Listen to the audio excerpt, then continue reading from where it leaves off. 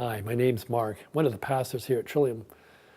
We're going around the stained glass of the church. There's stained glass of the church. Each scene depicts a different story in the life of Jesus. And it's quite interesting to have the story of Jesus told in this art form. There's the birth, of course, and his riding into Jerusalem, the Last Supper, Gethsemane, crucifixion, resurrection. Today we're looking at the story of Jesus, 12 years old, in the temple. It's the only story of Jesus told about his youth. We go right usually from the infancy stories, like when he was born, right, to being a man showing up for his baptism.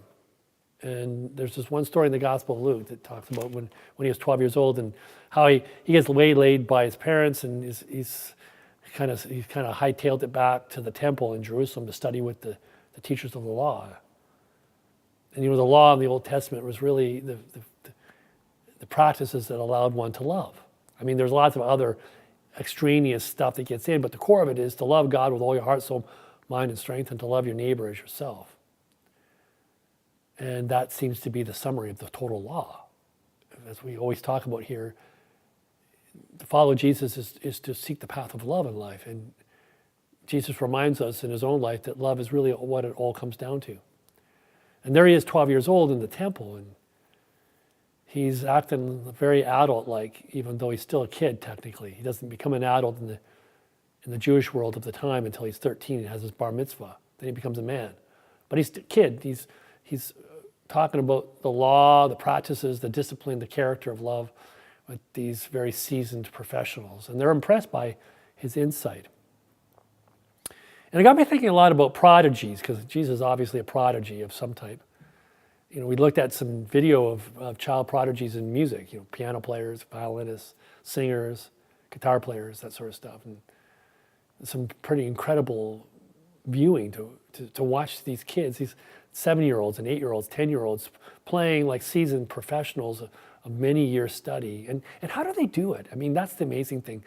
And what is going on in them to allow them to play with such genius. And the thing that gets my attention is that they're focused. They're really, really, really, really focused in a way that most of us aren't able to be. And especially in this day and age where we're so distracted and we have so many distractions in life, we have a hard time remaining focused. And these kids are focused, man. They're focused big time. And there's Jesus in the temple, and he's focused big time. It's interesting, at the end of the video, there's this little commentary. It goes like this.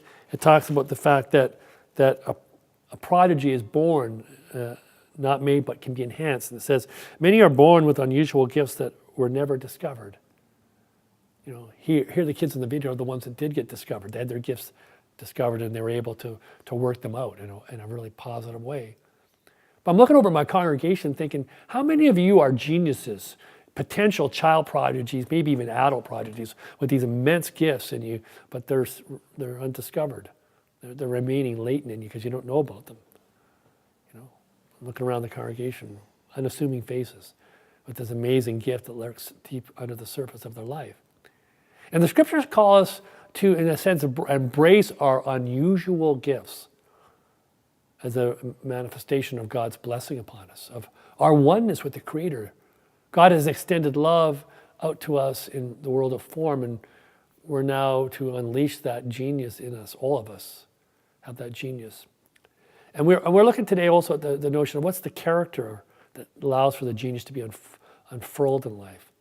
These practices of character, the self-discipline and the compassion and the optimism and the perseverance and the grit and determination to see things through. We live in a world that so easily people retreat from the challenges that they face. The people who are able to become brilliant in their lives are the people who are able to follow through. And it doesn't have to be always like something like music or maybe some big talent like an athlete or something like that. It could be maybe your gift today, maybe where you're meant to be a genius is in kindness. Maybe being kind is where your genius is, and extending kindness in life, making the world a little bit warmer place because of what you extend through you. Or maybe your genius is being affable, just getting along with people. Maybe you could actually begin something important in the world that you're a part of because of your affable nature. Or maybe you got a certain kind of honesty about you that just people find attractive. Or maybe you're witty and you're able to use charm and humor in a really good, positive way. There's a lot of possible attributes that you might have, a lot of characteristics that you might be able to develop, a lot of important practices in your life that may allow something to be unleashed in you. It got unleashed in Jesus. It changed everything. Those kids who are playing music, if they stay focused and they have the heart for what they're up to, they could accomplish some pretty amazing things with their music, or with their memory, or with their mathematical prowess, or with their sports gifts, or with their compassion, or with their open-heartedness to life. I'd invite you to take seriously the need to redirect your energy today to the things that are meant to make you great. Not ego great, but I mean great in the manifestation of love. Great in extending the kingdom of love in the places that you find yourself in. You know, redirecting your energy from things that really don't matter, from all the distraction of the world, for instance, from the things that don't really matter to a hill of beans, and redirecting them into something important, like loving another person, or reaching out and caring for someone, or allowing someone to care for you, being vulnerable in certain kinds of ways, being optimistic about the fact that there's still the best to come for us. That even in this world, there's great things that could be unleashed if we could simply come together as one family and live in harmony and peace with one another. That dream that God has for us is part of our own dream, and well, it's one that I think that we're all called to live out. And when that happens, the true peace of God that goes beyond all human understanding will take hold of your life.